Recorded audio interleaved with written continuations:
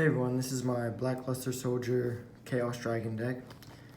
So, this is one of my favorite decks. Has been ever since the 2012 format. And I feel like it's been getting more and more support and a lot more stronger.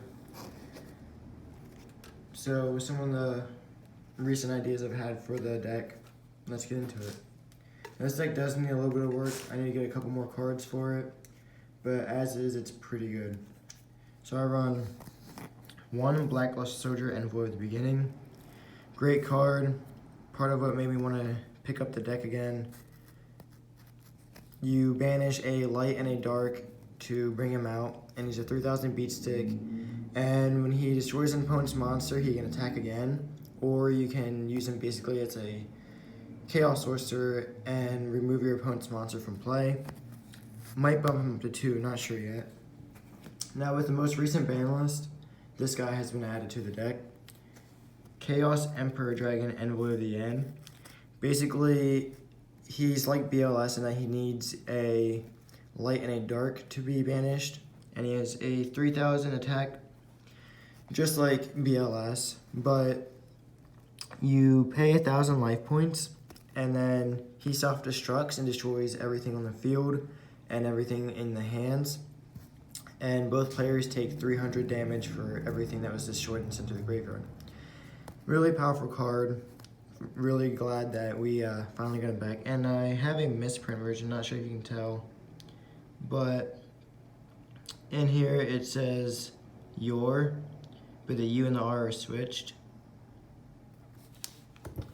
And to round off the 3 Chaos monsters, I have one Chaos Sorcerer because he's a level 6 and has decent synergy with most of the deck. Probably will switch him out for a second Blackluster Soldier Envoy of the End. Beginning, sorry about that. Next up, we get into the Chaos Dragon portion. I run triple Light Pulsar Dragon. I've seen people cut this down to 2 and 1, but I really like this card, and I think it gives a lot of power and flexibility and resource to the deck. Basically, light and dark banished, he comes out of the hand. If he's in the graveyard, you can send a light and a dark from your hand to the graveyard to special summon him. And when he's sent from the field to the graveyard, you can special summon a level 5 or higher dark dragon type monster. Or is it level 5 or higher dark dragon type monster from your graveyard. Now to go along with that, we play one Darkest Diabolos. I play him because he's a 3000 beat stick who can't be tributed. So he either has to be destroyed by a spell or trap or ran over. He can't be kaiju'd. And that's a big reason why I have him in this deck. He can get cloggy if you draw him, but there are lots of ways around that. Like I said, Light Pulsar, you can just ditch Diablos and a other light monster, and he will be now in the graveyard, which you can then use Light Pulsar as, synchro fodder, link fodder, anything, or even if he gets destroyed, then Darkest Diablos comes back. I also run one Dark Flare Dragon to co-respond with the Light Pulsar because they're basically polar opposites. He might get cut for Chaos Dragon Legionnaire when I get one, because this guy used to have his great days, but he's not that great anymore, but I keep him around just for namesake. Next, Red Eyes Darkness Metal Dragon. Great card, we'll always keep this in the deck.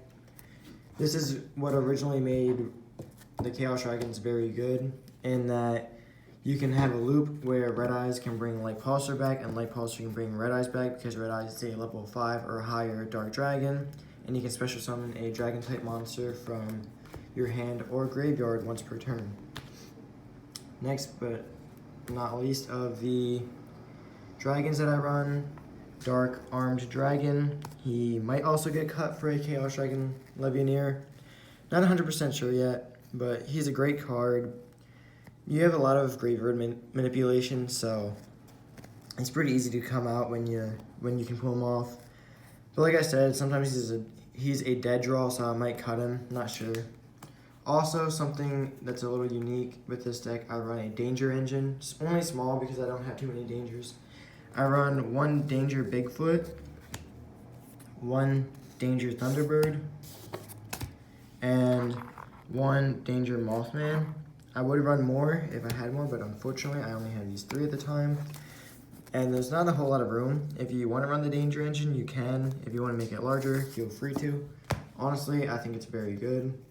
Next up, I run 2 White Dragon Wyvern Buster and 2 Black Dragon Collapse Serpents.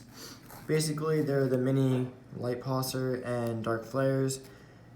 White Dragon, you banish a dark monster, special summon him. When you leave the field, add a Black Dragon to your hand. Good for Exceed summoning, good for Link summoning. Just overall, pretty good cards. I wish that you could normal summon them offhand and their effects were just a secondary special summon. That would make them so much better. But as is, they're pretty good. For the last of the baby dragons, I run 1 Eclipse Wyvern because you have plenty of targets. If you really wanted to, you could run 2 of these because you have, let's see here, 1, 2, 3 targets in the form of Diablos, Red MD, and Dark Armed. Because you can banish 1 level 7 or higher light or dark monster when he is sent to the field, to the graveyard, I'm sorry. And then when Eclipse Wyvern gets banished, add it to your hand, so he's a good searcher. You can also use him for Levineer. If you have Levineer in your deck. Sorry about that. Next up, I do run a small Lightsworn engine in the form of 3 Raiden. He's potentially a mill 4, and he's also a level 4 tuner. He comes in clutch a lot. If you really wanted to cut him for different cards, you could, but I like him, so I run him at 3. I also run 2 Lumina. I was considering putting this up to 3, but I decided against it. I also cut down the Lightsworn engine total because I used to run 2 Lila as well. I cut it down because I didn't like the whole luck factor, and I'd rather be able to control what I put in my graveyard sometimes. And Lumina is also very good because if you have Lumina and your Raiden in hand, you can go summon Lumina and use your effect to ditch Raiden to special summon Raiden. Now you have a level 7 or a Link fodder on the field. Next up, I run the 1 Armageddon Knight, basically because you can get a Dark in the Grave. Like, you can summon Armageddon Knight and then you can use his effect to get Diabolos, or however you say his name, in the graveyard, so he's in a potential dead draw. Or, you know, same with anything. Also run 1 Dark Grepher as another way to try and unclog hands.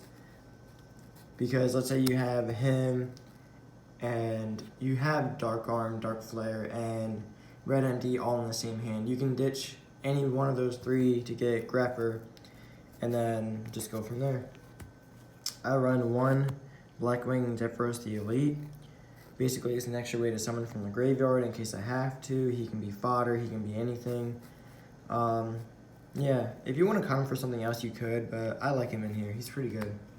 Next up, I only run 2 Destiny Hero Malicious because that's all we're allowed. Great card. Also, if you draw into it, which is the worst possible thing, it is another reason that I have Dark Grepher in here, so you can ditch him. And you can also use Armageddon Knight to ditch him from your hand. So let's say you have these 2 in your hand. You can summon Armageddon Knight, let's say you just have him. You play him, send Destiny Hero to your graveyard, and then banish Malicious, and now you have the 2 monsters, and you can go into a Link monster. I also play 1 Phantom Skyblaster because he brings out a token when he's normal summoned. And that's basically an instant Link monster right there.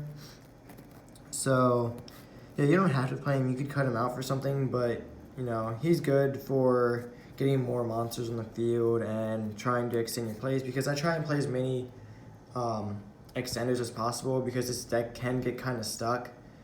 So, yeah, I'm trying to do as much off of 1 or 2 cards as possible. So he's an instant 2 monsters on the field. So, next up, hand traps. I run 1 DD Crow, 1 Honest, and 1 Gores, the Emissary of Darkness. Gores I'm going to keep in here because Gores, these two you can switch out for, Ghost Bells or Ash Blossoms, whatever you want. These are just the best hand traps I have at the moment, so that's what I'm using. Next up, I feel like a lot of people sleep on this card, but it's honestly not that bad of a card. 2, the Ascendant of Thunder. He's a 2700 beat stick. You pay 3,000 life points to bring him out, and that's it. You just instantly have a 2700 beat stick. When he is defeated and sent to the graveyard either by battle or by card effect, you gain 5,000 life points. So no matter what, unless you get ashed right when you go to play it, and if you play around Ash, you shouldn't have a problem. You just gain an extra 2,000 after you summon him. He's a free 2700 beater. I think he's pretty great. Next up, I do still run the tour guide engine in the form of 1 tour guide from the underworld, followed by 2 Skarm, male branch of the burning abyss. Honestly, for future, I might cut these out, I don't know. The tour guide engine's kind of old, kind of slow, but I'm keeping it in here for now. Next, for the last of the monster cards, I am running 2 Plague Spreader Zombies. I used to use these for synchro climbing, but I switched up the deck a little bit, so now I just use them for normal summoning. If they're milled, it's no big deal. You can just top deck a card and then bring him back, but he's banished, which isn't too big of a deal. Next up, I play 2 gold sarcophagus. I cut 1 down to try and make more room. I used to play 3, but I basically play these because you have a lot of milling in the deck, and if you have one in your hand, you can just play a gold sarc and then banish whatever card you wanted. Like, let's say you want a BLS or Chaos Emperor or any card. Instead of going to the graveyard, you just play gold sarc and then that card's instantly safe. Next up, I do play 1 Dragon Ravine as another way to clear out my hand and get cards in the graveyard. Still testing it out. It seems to be doing pretty well. I also play Dragon Shrine so I control what dragons go into my graveyard. I play 3 Allures of Darkness for draw power. This might get cut down to 2, I'm not sure yet. I run 3 Instant Fusions. This might get cut, I'm not sure yet. But overall, it works pretty well. It can get you extra monsters on the field, get rid of a couple monsters. Next up, I run 2 Future Fusions. Honestly, I would cut these out for Cyber Sign or Cyber Scene, however you say it, and just put in different cards, or just leave it at a little bit lower of a number because this is a 60 card deck. Next up, I run 2 Charge of the Light Brigade because of milling and searching. If you want to switch these out for different cards that you think are better suited than Light Swarms, feel free to, but I keep them in for now. Next up, 2 Called by the Grave because anti-hand traps, no one likes hand traps. I'll bump this up to 3, but I only have 2 at the moment, so it works fine. 1 Foolish Burial because searching and controlling what you want in your graveyard. Monster Reborn because staple. Card Destruction because sometimes you do brick really hard in this deck, and this is just a good way to get out of bricking. 1 Twin Twister. If you wanted to bump this up to 2 or 3, you could. Helps you get stuff in the graveyard and get rid of your opponent's backfield. Next, the last card is Raigeki as a monster removal. You could side deck this, but for right now I main deck it. That is it for the main deck. Now onto the side deck. I run 1 Summon Sorceress because Summon Sorceress helps you do a lot of your combos. She's really great. 1 Saruja Dreadskull. Saruja Skull Dread because it is a great card and has great draw power. 1 Topologic Bomber Dragon. This is a great card and helps replace the other Topologic Dragon that recently got banned. 1 Curious the Lightsworn Dominion. Dominion. She helps mill and she's pretty great. 1 Land Fenishkus to you know, just have something on the field. Now, a lot of these are getting traded out for guard dragons when they come out. Like, I think I'll probably switch out Lanfiniscus and Curious. I also run one Link Karibo. This also might get cut for a guard dragon. The reason I run one Link Karibo is because of Thousand Eyes Restrict, because card removal can get rid of Thunder Dragons and whatever else is on the field. And also, this is a good card for Altergeist with Hidden Village of the Spellcasters. That is another reason why I keep Chaos Sorcerer in the deck, because Altergeist are a thing, and I like to use my spell cards. So yeah, you bring out